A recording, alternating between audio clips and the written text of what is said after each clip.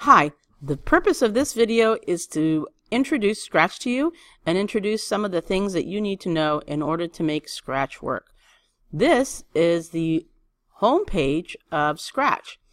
If you want to go to it without having a link, you would have to type in scratch.mit.edu up in the address bar, and it will take you right here to Scratch.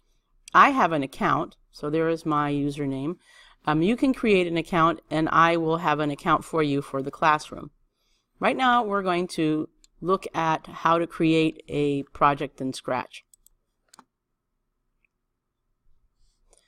Your screen may not look like this when you first open it up. It might look like this.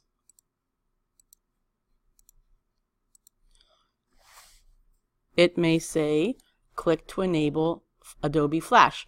That means that the Flash player, which is how Scratch is presented, is not available to the browser right now. So we need to turn that on. You can do it two ways. You can click on this and click Allow. Sometimes, if I'm going really fast, I might accidentally click Block. That's okay. I'll show you another way to do it. Click up here. Click on, see where it says Flash there? Go over to the little triangle and then click the middle one. It will say reload. Sometimes it won't reload until you actually click reload. Scratch is pretty smart, so they reload it on its own. So it reloaded on its own. So here we go.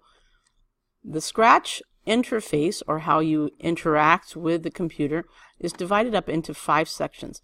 This is the stage with the sprites, and the sprites are going to do things that you program. You control the stage by clicking over here, and you can add different things to the stage, and it will show up behind whatever characters you have.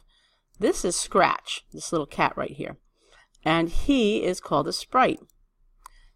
When I want to work with a sprite, you can see that the blue outline went from the stage over to the cat. And you might also notice that this part, the toolbox, changes as well. So look, I have a whole bunch of other options now. If you look here, as I said, this was the toolbox, or the program menu. It is divided up into different categories. And what's really cool about this is that it's all color-coded. So what I do with these are called blocks, is that I would move them over to the programming area. So if I wanted my cat to move 10 steps, I could put that in there. I can also have a starting event that will execute the program like this. Or I can execute it from here. Before, I could only do it from here. And you see the cat moves. In the next video, what I'm going to do is I'm going to show you how to how to create a game using Scratch to make a little racing game. So come back in a few minutes for that.